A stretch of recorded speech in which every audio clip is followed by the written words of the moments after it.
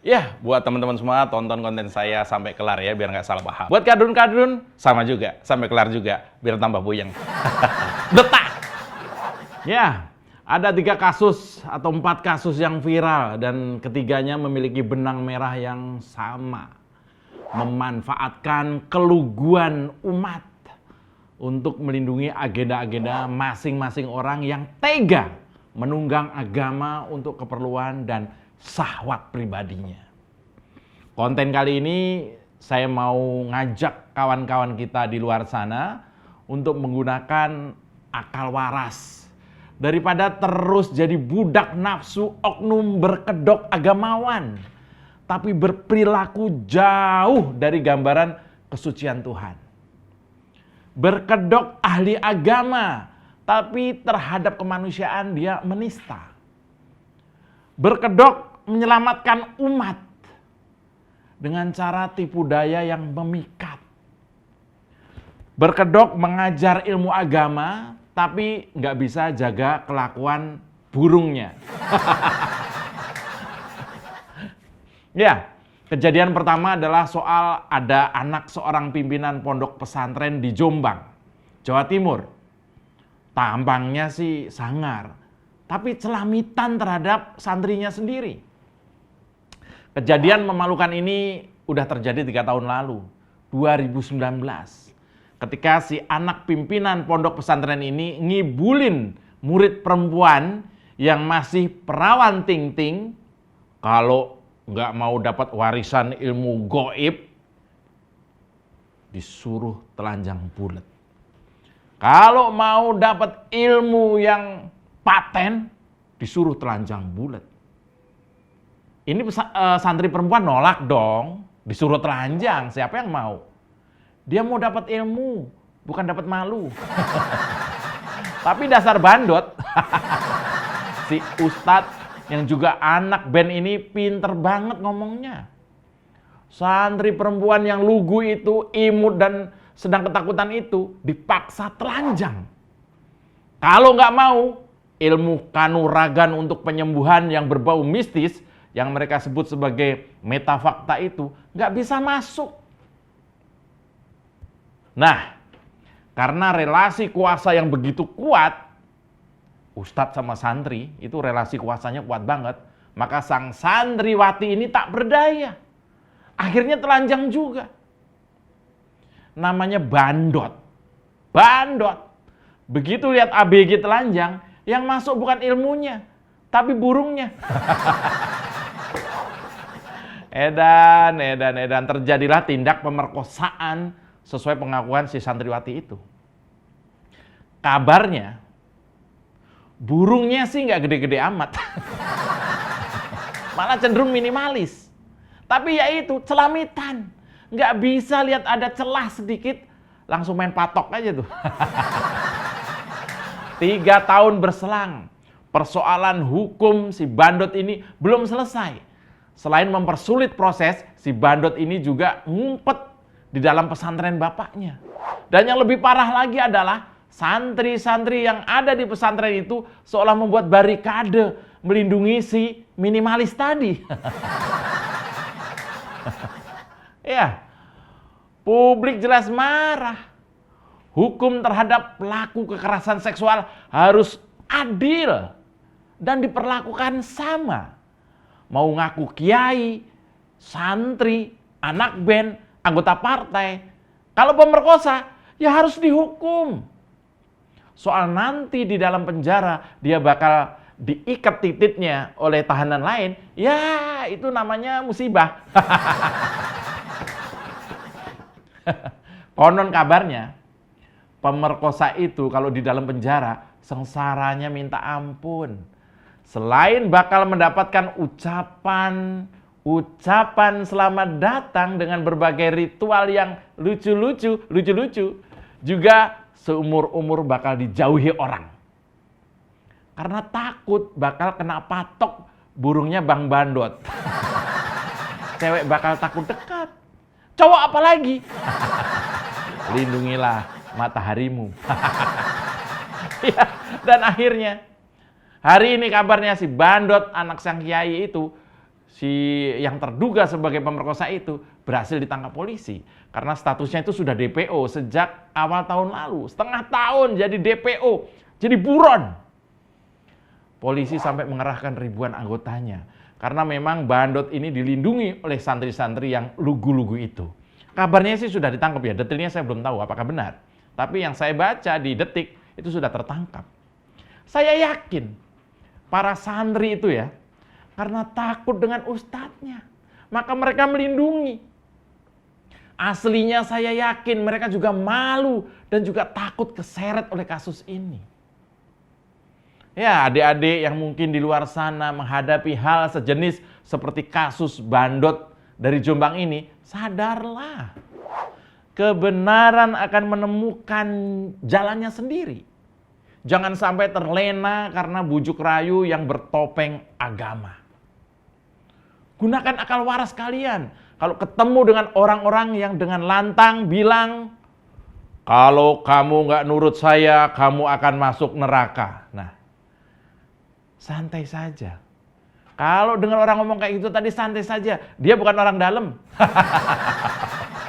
Ya, selamat datang di Oposisi 69 FM bersama saya, Mas Jopray. Tarik Bambang, sedikit disenggol lapor polisi, padahal doyan nyenggol tanpa basa-basi. Orang ngebanyol, kok disomasi. Oh sial, semua salah Jokowi. Oh no, ini negara gua. Oposisi gak ada otaknya. Bangsat! Yo, anak-anak santri dimanfaatkan oknum pesantren untuk melindungi buronan kasus pemerkosaan. Sedih banget saya dengarnya kabar ini ya. Tapi yang mirip-mirip konyolnya, kasus dengan memanfaatkan keluguan atau ketulusan umat untuk keuntungan pribadi adalah kelakuan ACT. Ya, ACT lagi aja. Ya, ACT dibekukan, perizinannya dibekukan oleh pemerintah. Karena terbukti melanggar peraturan soal menggunakan uang sumbangan. Belum lagi pelanggaran lain. Seperti menggunakan uang sumbangan untuk berbisnis. Menggunakan dana sumbangan untuk bermewah-mewah. Jumlah transaksi ACT dalam setahun itu mencapai 1 triliun. Kan ini gila. Ini data dari PPATK ya. Maka kalau kemudian publik menilai ACT ini terbukti memanfaatkan keluguan para penyumbang yang terlena dengan ajakan berdonasi di berbagai platform dengan iklan-iklan yang dramatis. Begitu duit udah masuk, lupa sama si isi iklannya. Begitu duit udah masuk ke ACT, lupa dengan berbagai slogannya. Sepertinya nih, antara bagian marketing dengan bendahara memang nggak ada hubungan nih. Saya membayangkan divisi pembuat iklan ini tugasnya hanya membuat iklan sumbangan sedramatis mungkin. Begitu dari iklan itu duitnya masuk, bagian keuangan bingung sendiri. Ini duit apaan ya? Ya udahlah, kawin lagi aja. Masa begini? Nggak ada takut-takutnya dengan duit jutaan orang yang kepincut iklannya. Dan setelah dicabut perizinan dan juga dibekukan rekeningnya, sekarang pengurus ACT tambah limbung. Kabarnya, mereka mau buka donasi lagi. Kalau kemarin tiap iklan, gambarnya adalah anak nangis atau ibu-ibu tua mukanya keriput lagi sedih. Kalau ini ada edisi khusus, mereka bikin iklan donasi isinya foto karyawan ACT. Tarik ke Bambang.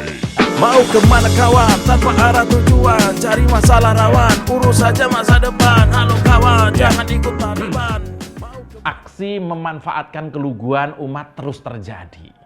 Setelah soal ACT, ada lagi ustadz yang mendadak mengoreksi sejarah di depan jamaahnya. Namanya Wah, sok tahu banget.